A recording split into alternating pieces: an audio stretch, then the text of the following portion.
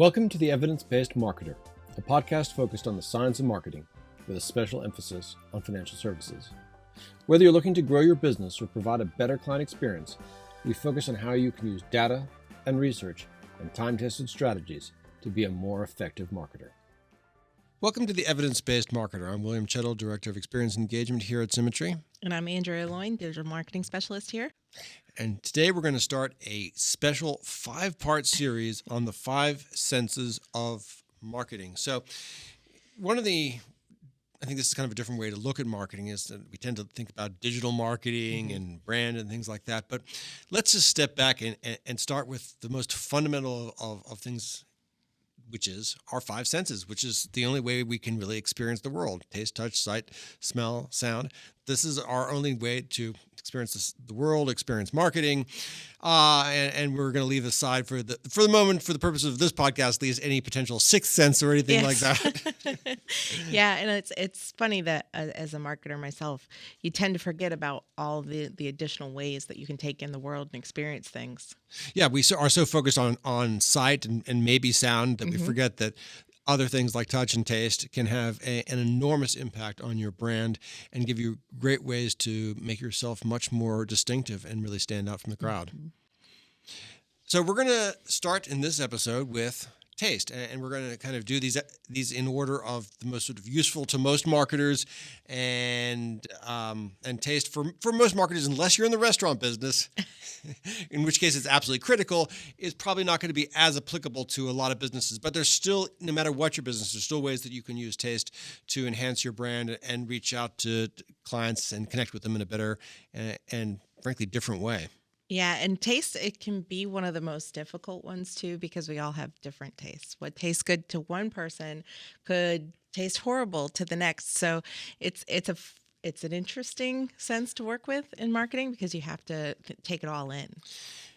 So let's just start with the science of taste. And you may remember, if you were in 9th grade biology, at least more than a few years ago, you might remember a map of the tongue, and it looked like some brightly colored sections. It looked sort of like a map of a bunch of interesting neighborhoods, and there'd be the salty neighborhood and the sweet neighborhood.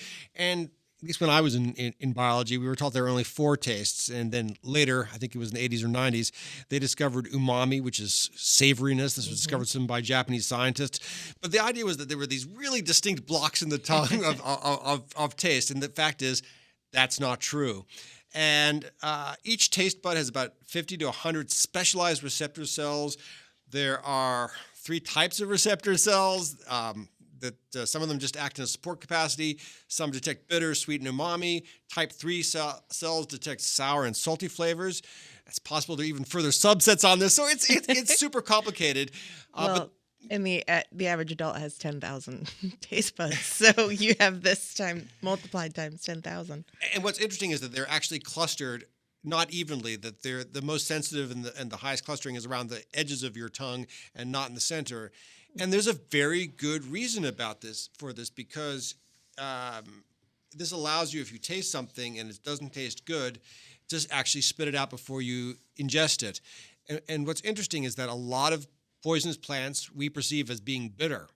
And so this is actually, the people who didn't perceive it as bitter are no longer with us. We're not able to pass on their genes. Similarly, plants that want to propagate through us ingesting their seeds have evolved to be very sweet. So we taste it looks great, and we go ahead and eat the whole thing and help propagate the plant. And of course, we have a great drive to eat sweet foods, in part because the brain runs on glucose. And when it comes to marketing, the food scientists, of course, have latched onto this and have created a lot of fast foods and snacks that are almost lethal in their ability to target our love of sweet and savory, et cetera. So I think about like Doritos, very dangerous product created with the brightest food scientists' best thinking. But yeah, delicious but not good for you. I feel like that's most of the things we tend to go towards with taste, is delicious and not good for you, because those are the ones advertising to us the most. So that's the science. Now, how can you use taste in your marketing? Now, part of it can just be as simple as your experience. If you're in a service business, what do you offer people when they come to visit your offices?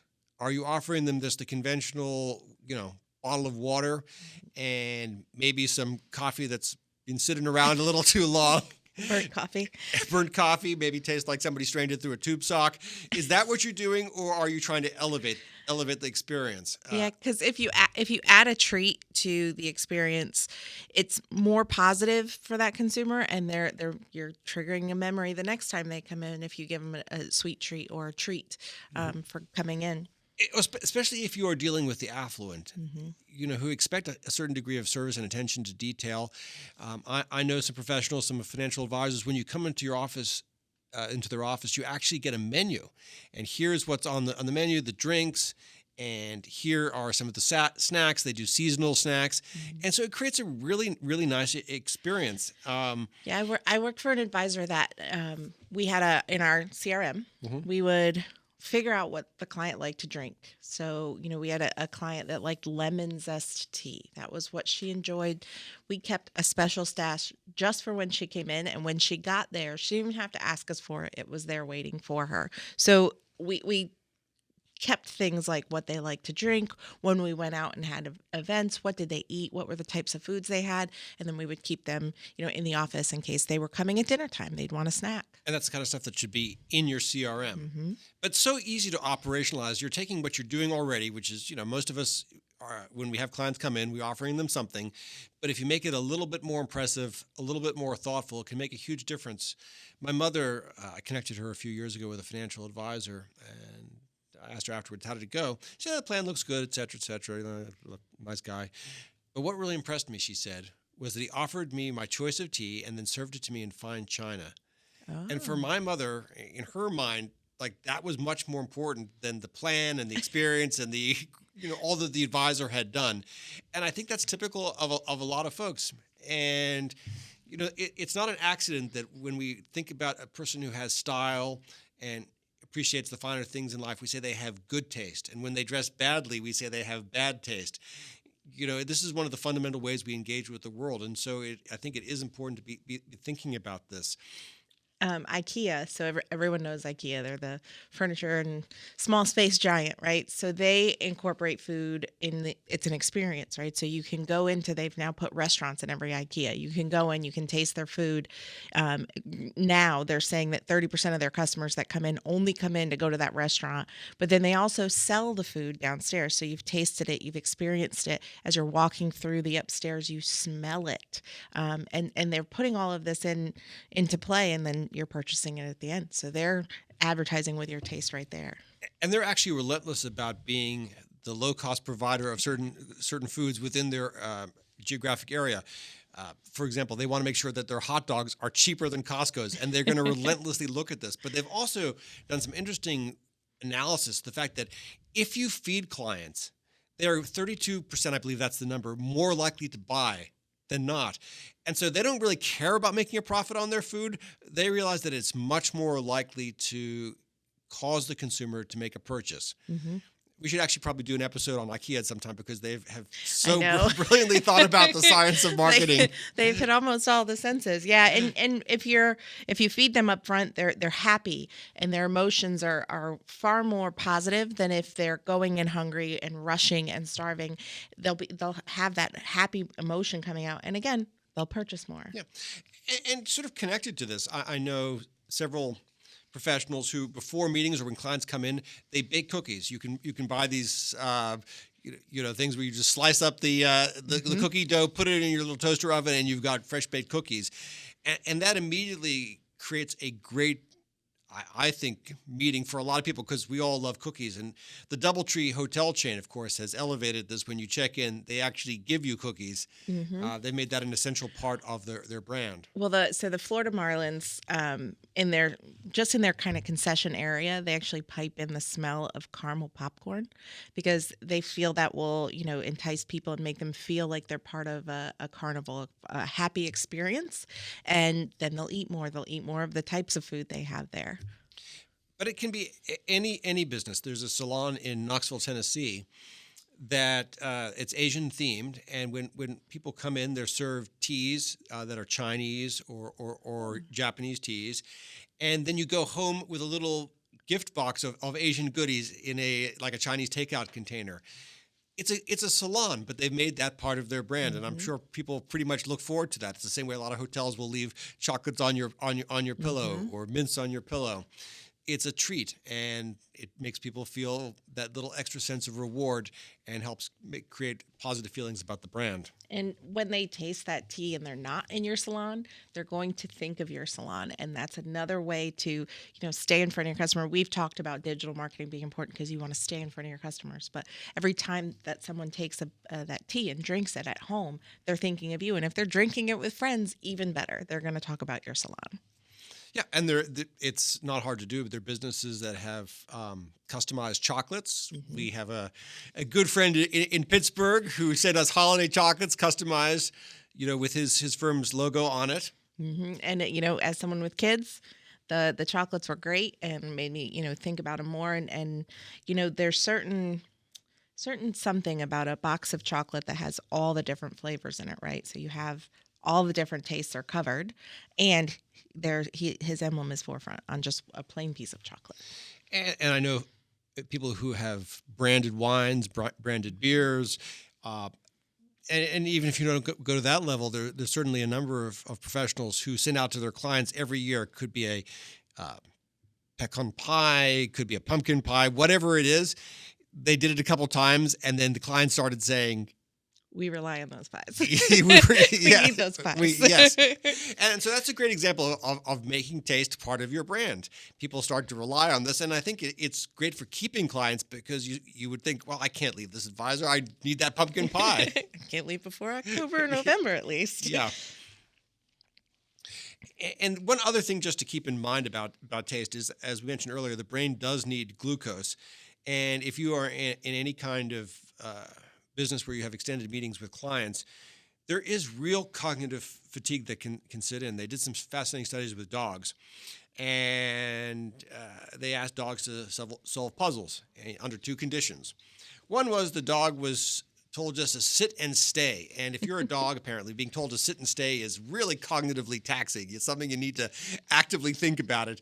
And the other was just told to, just chill out before you solve the puzzle. And what they found is the dogs had to sit and stay, spent twice as much time trying to solve the puzzle because they'd been so cognitively fatigued. And so, we have the same kind of challenges, and you often find that there's all kinds of interesting research about parole courts or parole boards being much more strenuous when they're in a situation where they haven't been fed. Basically right before lunch they get a lot nastier because they're cognitively challenged because the brain's starting to run out of reserves of energy. So if you are in a situation where you're having a long meeting with a client, give them a treat, give them something sweet, because it'll help them stay focused and help make sure that the brain is actually on task and that they're not getting distracted. Might have to bring treats to my next job interview, which we hope is not anytime soon. But a lot of what we've talked about, and Andrea kind of alluded to this with the piped-in smell of caramel popcorn, a lot of what we experience as taste is actually smell. And that's what we're going to touch on in the next episode, where we're going to focus exclusively on one of the most interesting, I think, of the senses, smell, and how you can use that in your marketing efforts. Until then, if you want to find out anything more about us or look at past episodes, go to theevidencebasedmarketer.com. Thanks for joining us. Talk to you soon. Symmetry Partners, LLC is an investment advisory firm registered with the Securities and Exchange Commission. The firm only transacts business in states where it is properly registered, excluded or exempted from registration requirements. Registration of an investment advisor does not imply any specific level of skill or training and does not constitute an endorsement of the firm by the Commission. No one should assume that future performance of any specific investment strategy, product, or non-investment related content made reference to directly or indirectly in this material will be profitable. As with any investment strategy, there is the possibility of profitability as well as loss. Due to various factors, including changing market conditions and/or applicable laws, the content may not be reflective of current opinions or positions. Please note the material is provided for educational and background use only. Moreover, you should not assume that any discussion or information contained in this material serves as the receipt of or as a substitute for personalized investment advice. Please note that nothing either stated or implied on this podcast is intended to be compliance or legal advice regarding your marketing program.